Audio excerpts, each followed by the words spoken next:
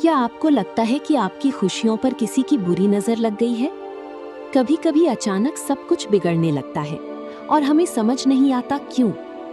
हे प्रभु, मैं आपके नाम में अपने जीवन और अपने परिवार को हर बुरी नजर से बचाने की प्रार्थना करता हूँ। आपकी शक्ति हर नकारात्मक प्रभाव से कहीं बड़ी है। हमारी चारों ओर अपनी सुरक्षा की दीवार खड़ी करें। हर बुरी नजर, हर नकारात्मक ऊर्जा और हर बुरी योजना को आप दूर करें।